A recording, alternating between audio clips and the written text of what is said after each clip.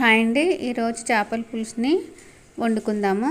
చేపల పులుసు చేయడానికి నేను 1 కేజీ చేప ముక్కలను తీసుకొని ఉప్పు వేసి బాగా కడిగి పక్కన పెట్టుకున్నాను. చేపల పులుసు చేయడానికి ఇలా వెడల్పుగా లోతు తక్కువ ఉన్న గిన్నెని తీసుకోవాలి. 4-5 స్పూన్లు ఆయిల్ వేసుకోవాలి. 1 స్పూన్ జీలకర్ర, 1/2 టీ స్పూన్ మెంతులు వేసుకొని కాసేపు వేగనివ్వాలి. ఇప్పుడు ఇందులో 4-5 పచ్చిమిరపకాయలు కట్ చేసుకొని వేసుకోవాలి.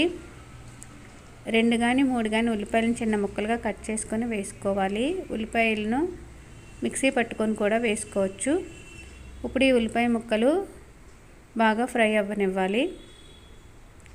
గోల్డెన్ బ్రౌన్ కలర్ వచ్చే వరకు వేయించుకోవాలి. ఇప్పుడు ఇందులో కొద్దిగా కరివేపాకు వేసుకొని వేయించుకోవాలి. అలాగే 1 టీ స్పూన్ అల్లం వెల్లుల్లి పేస్ట్ కూడా వేసి పచ్చివాసన పోయే వరకు వేయించాలి. ఇప్పుడు మనకు అల్లం వెల్లుల్లి అంతా వేగిపోయిందండి. 2 మీడియం సైజు టమాటాను తీసుకొని చిన్న ముక్కలుగా కట్ చేసుకొని వేసుకున్నాను. టమాటా ఇష్టం లేని వారు స్కిప్ చేయొచ్చు. రుచికి సరిపడా ఉప్పు వేసుకోవాలి. 1/2 టీ స్పూన్ పసుపు, 2 స్పూన్స్ కారం, 1 స్పూన్ ధనియాలు జీలకర్ర పొడి వేసుకోవాలి.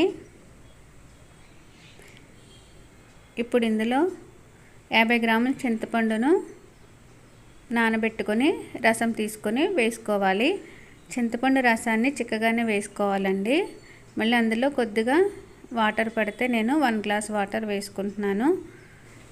ఇప్పుడు మూత పెట్టి 5 నిమిషాలు ఉడకనివ్వాలి.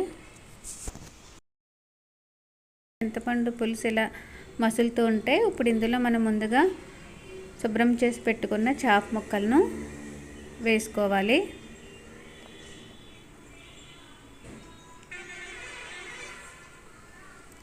ఇలా చేప ముక్కలను అన్నింటినీ వేసేసుకున్నాక ఇప్పుడు దీన్ని గరిటెతో ఒకసారి చేప ముక్కలంతా ములిగేటట్టు కలుపుకొని మూత పెట్టుకోవాలి. అస్తమాను చేపల పులుసును గరిటె పెట్టి కలపకూడదండి. ఇప్పుడు ఇందులో నేను మామిడికాయని తీసుకొని చిన్న ముక్కలుగా కట్ చేసుకొని వేసుకుంటున్నాను. ఇప్పుడు మూత పెట్టి 10-15 నిమిషాలు మీడియం ఫ్లేమ్లో ఉడకనివ్వాలి. చేపల పులుసు ఉడుకుతుందండి. ఇప్పుడు ఇందులో చిన్నగా కట్ చేసుకున్న కొత్తిమీరను కూడా వేసుకొని కాసేపు ఉడికించుకోవాలి. పులుసు అంతా ఇలా దగ్గర పడే వరకు ఉడికించాలి. ఇంతేనండి, చేపల పులుసు రెడీ అయింది. మూత పెట్టి చల్లారనివ్వాలి.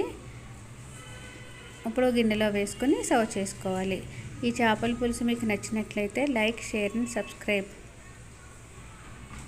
Thank you for watching.